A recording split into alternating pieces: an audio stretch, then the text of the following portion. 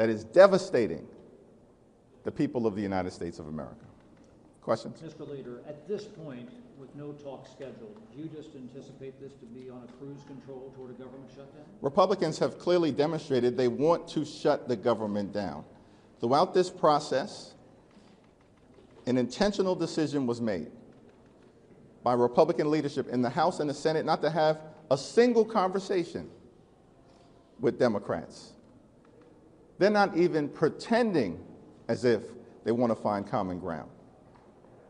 Donald Trump agrees to our demand on Saturday to hold a meeting in the Oval Office to try to avert a government shutdown.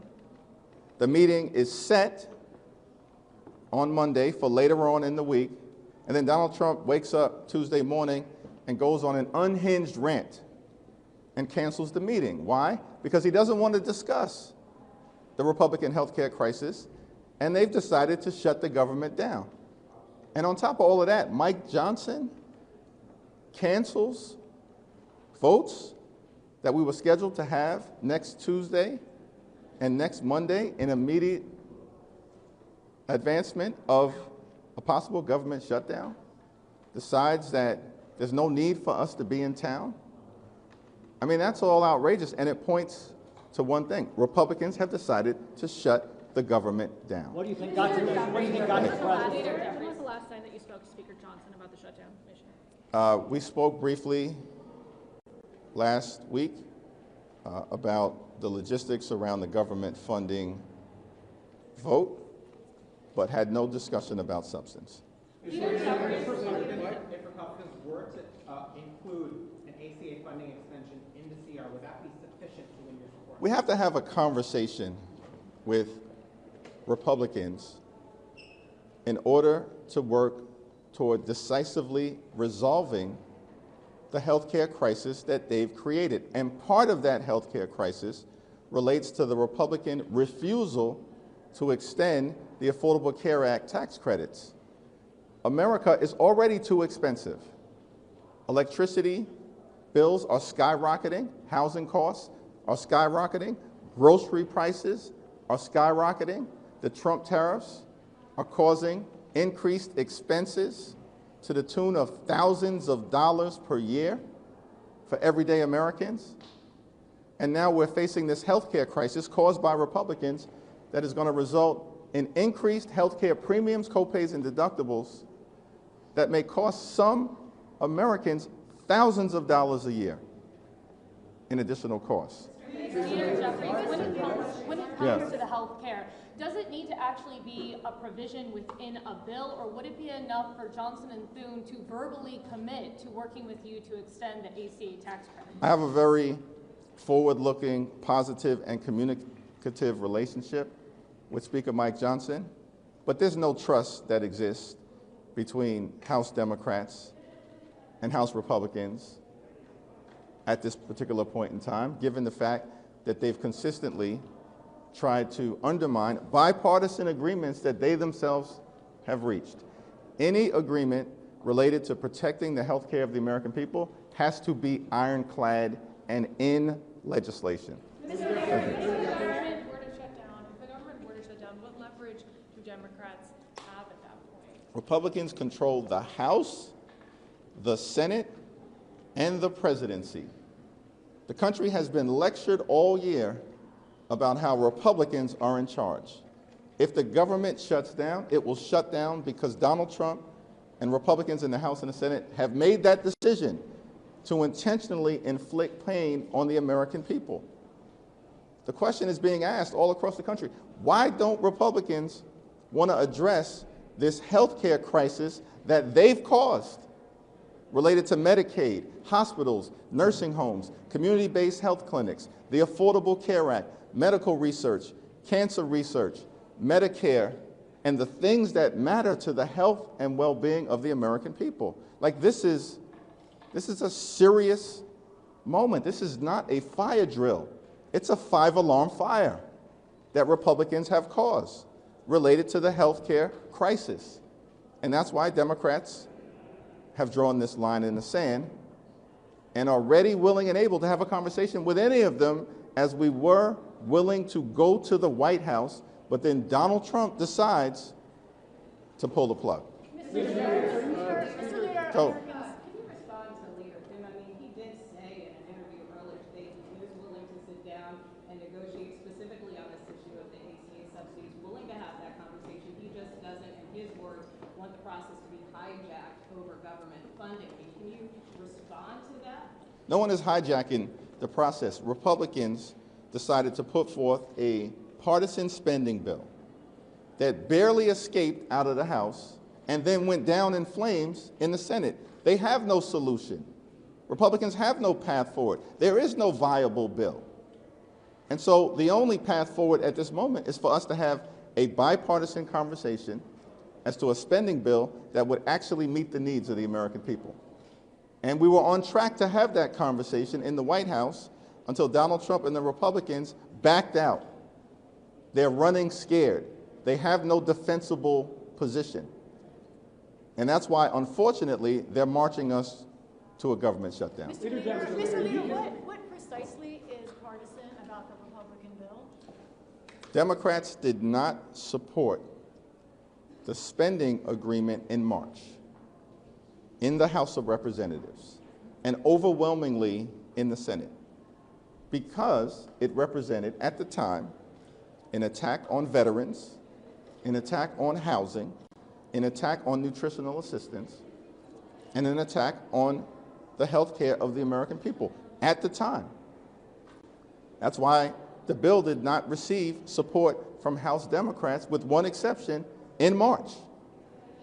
So the legislation that they've put before the House and now the Senate in a take it or leave it fashion is just a continuation of a dirty spending bill that we did not support in March. But Mr. Leader, this is a bill that would temporarily fund government. There are not the traditional riders that we see about policy on it. Are you saying it's partisan because Democrats won't support it? Isn't that a circular? No, it's not partisan because Democrats won't support it. Democrats did not support it in March.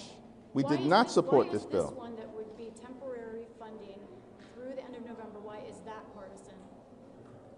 It's partisan because it didn't have the votes in the House in a bipartisan way. There was no conversation, there was no discussion, there was no effort to actually sit down and figure out what type of spending bill would meet the needs of the American people. The notion that we're supposed to accept that this is a clean continuing resolution is a joke. It's not, it's dirty for a wide variety of reasons. What are those reasons? I explained it repeatedly, and it continues the assault on the health care of the American people. Those are the only Biden spending levels that the Democrats support. They are not the Biden spending levels. Let's be clear about that. The Biden spending level, that's another Republican talking point. The Biden spending levels were agreed to by President Joe Biden in the December continuing resolution. That's the bipartisan bill in December, not in March. That's the Trump spending level. And the notion that anyone would just accept the statement that those are Biden spending levels, when it's very easy to take a look at the bill in December that was passed with bipartisan margins and signed into law by then President Joe Biden, and the bill in March that was jammed down the throats of the American people in a very partisan way and signed into law by Donald Trump. Don't accept that idea that it's the Biden spending numbers when the facts say exactly the opposite. Do you and Leader Schumer plan to make another request for Looming, or are you waiting for them to come to you? I expect to have a conversation with Leader Schumer at some point later on today. We've been in close contact with each other. We've repeatedly made clear that we are going to work together anytime, any place, and sit down with anyone on the other side of the aisle in order to avoid a Republican-caused government shutdown and to address the Republican health care crisis. The Republicans have refused to meet because they don't want to deal with the health care crisis that they've created. That's the reality. The largest assault on the health care of the American people in history. And no one disputes that. It's an assault on working class Americans. It's an assault on urban America, an assault on rural America, an assault on small town America, an assault on the heartland of America. and an assault on the health care of black and brown Americans all across the country. Those are the facts. That's why we're standing up in defense of the health care of the American people. Our message is simple. Cancel the cuts, lower the costs, save health care. Thank you, everyone. Thank you. Is there any back channel with the White House at all, Mr. Leader?